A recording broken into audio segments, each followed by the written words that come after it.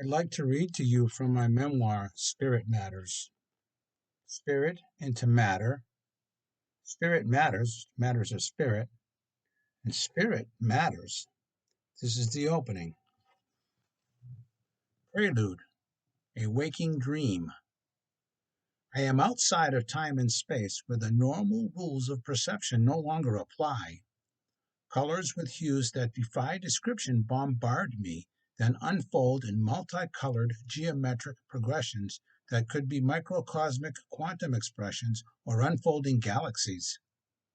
Within these realms, I have lived as an insect, devoured by still bigger insects, which have in turn been devoured by lizards and snakes with long ethereal stomachs that have passed me into non rational dimensions that both amaze and terrify.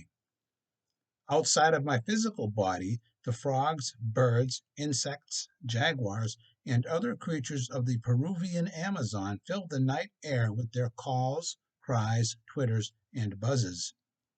For me, there is no difference between the infinity expressing itself outside of me and the infinity that I soar through inside of me. It is all one.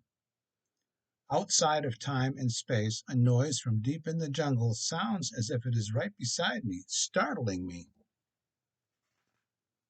Sometimes I feel myself fully present and aware in two places at the same time, often in different times and dimensions. After experiencing the consciousness of predator and prey in the lower worlds, I have flown first as a condor, then as a hummingbird into sublime and exquisite high frequency realities, exploding with neon luminescent pastel manifestations that defy rationality. While my spirit soars, my body quivers, and my insides teeter on the verge of both vomiting and shitting.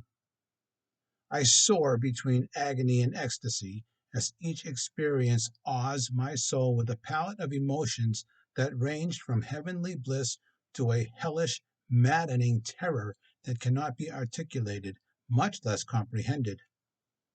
I am vaguely aware of others sitting around me in the humid jungle night inside a circular open-air hut called a maloca.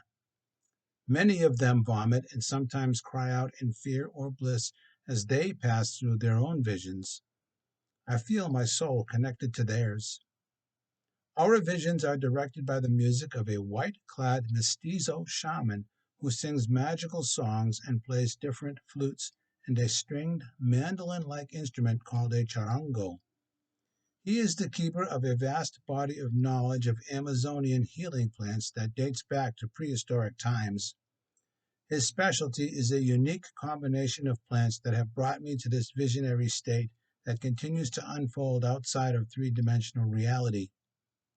In this waking dream, where time and space become fluid, I not only soar through alien vistas of sight, sound, and feeling, I also travel through events of my life, both good and bad, often reliving them in their emotional content. Throughout my journey, I often confront hidden aspects of myself that have been ignored and denied because of the negative emotional charge that they hold. I sometimes vomit when confronted with something particularly unpleasant, which clears it out energetically in what is called a purge. I have come a long way to this remote spot, deep in the primordial rainforest, far from civilization, to spend extended time isolated in nature to learn what the plants have to teach me, especially about myself.